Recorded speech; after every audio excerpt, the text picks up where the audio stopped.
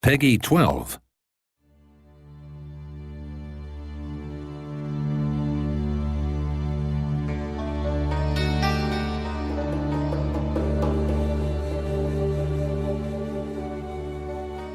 My name is Thomas Johansson, and I'm the project lead for Europa Universalis 4, and I'm going to tell you a little bit about our upcoming expansion called Wealth Nations. The main focus is trade, and one of the things that makes trade great for me is that it really drives directions for conflict, and that's really something that we want to strengthen further. So with Wealth Nations, we want to give the player more tools to create conflicts. First of all, we're going to allow you to fabricate a reason for a trade war. And then we're also changing how trade wars work.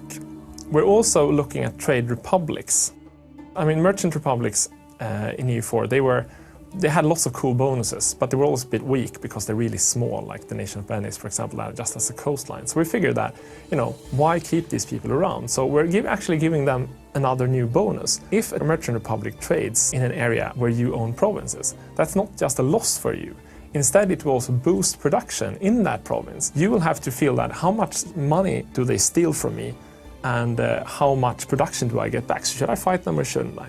Another really interesting thing that we're adding for Wealth Nations. In history, people hired privateers to go out and hijack other people's ships, and we figured we can have this too. We added a new mission that you can use your trade ships for that's called privateers. And you send them out on a mission like you do with a trade mission, but instead you send them on a privateer mission. That means that you're not getting so much money, but they're going to be worth about 1.5 twice as much trade power that used to be. So it's a great way for a small nation to hit a bigger nation's trade above their weight, so to speak. Or if there's a part of the map where you can't direct trade back home to you, then that's also something you can do, right? And the final thing I wanted to mention is that we're going to do something called trade companies. And in the previous expansion, in Conquest of Paradise, we added colonial nations where a colonial nation was independent and could create problems for you. They expanded on their own. And we want to do something different with trade companies. So trade companies is something that you have in places like Africa and East India and India and these kind of places where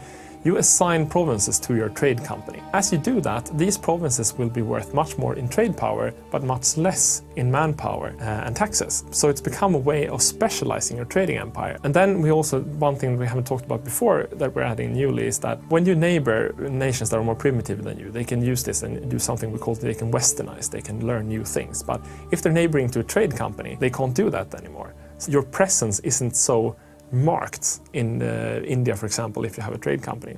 Like I said, we have mostly trade, but we try to put in other interesting things in our expansion that we feel the game is needing. And what we're doing now is we wanted to make it a little bit more interesting to play nations in India. So what we're doing is that we're adding lots of new events for Indian nations. So if you play a Hindu ruler, you're going to get much more local feeling to the whole thing. And we're also adding a specialized mechanic for the Hindu religion, where you can actually choose which deity to follow, and that's going to have effects on your country.